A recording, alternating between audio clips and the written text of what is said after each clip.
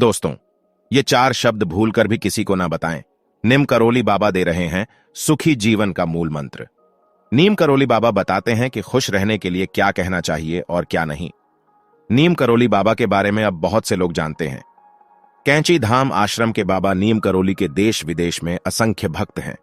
कई लोग नीम करोली बाबा को बजरंग बली का अवतार मानते हैं, लेकिन उन्हें खुद को एक साधारण और आम आदमी के तौर पर पेश करने में ज्यादा दिलचस्पी है। इस वजह से वह किसी को भी अपने पैर छूने की इजाजत नहीं देते हैं। नीम करोली बाबा की अद्भुत कहानी सुनकर कई लोग कैंची धाम की ओर आकर्षित होते हैं। नीम करोली बाबा की जीवनी। नीम करोली बाबा का जन्म 1900 के आसपास उत्तर प्रदेश के अकबरपुर गांव में हुआ था। जन्म के बाद उनका नाम लक्ष्मी नारायण शर्मा रखा गया। 11 वर्ष की उम्र में उनका विवाह एक ब्राह्मण परिवार की कन्या से कर दिया गया। पहले सन्यासी जीवन के लिए उन्होंने अपना परिवार छोड़ दिया, लेकिन बाद में पिता के अनुरोध पर घरेलू जीवन में लौट आए। उनके 2 बेटे और एक बेटी है। जीवन के अंतिम पड़ाव में वह कैंची धाम में निवास कर रहे हैं। यहां बड़ी संख्या में श्रद्धालु नीम करोली के पिता का आशीर्वाद लेने आते हैं। उन्होंने अद्भुत बातों के साथ साथ ऐसी बातें भी कही हैं जो व्यक्ति को सुधार के पथ पर आगे बढ़ाने में मदद करती हैं। उनके मुताबिक कुछ मामलों के बारे में किसी को भी जानकारी नहीं देनी चाहिए। जानिए कुछ ऐसी बातें जो कभी किसी से नहीं कहनी चाहिए। अपने अतीत के बारे में बात करें। नीम करोली बाबा के अनुसार हर किसी के जीवन में अच्छा और बुरा अतीत होता है, लेकिन अपने पिछले जीवन की घटनाओं को भूलकर भी किसी को न बताएं।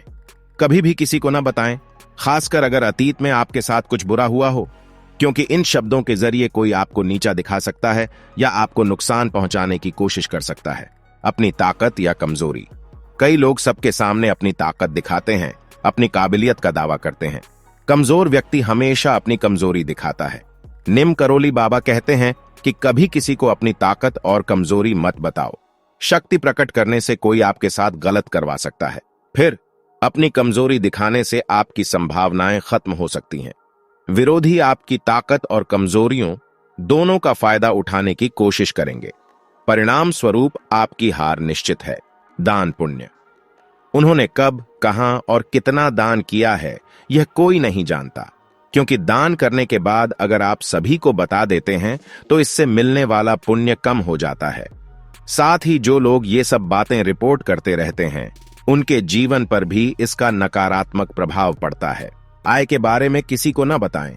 नीम करोली के पिता की तरह कभी भी किसी व्यक्ति को अपनी आय न बताएं, चाहे वह आपका कितना भी करीबी क्यों ना हो। आपकी आय जानने से दूसरे लोग आपके बारे में उसी के अनुसार सोचने लगते हैं। इसके अलावा कई लोगों का ध्यान आपकी कमाई पर भी हो सकता है।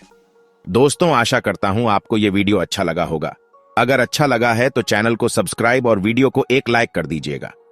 चलिए, आज के लिए इतना ही। मिलते हैं दूसरा वीडियो पर।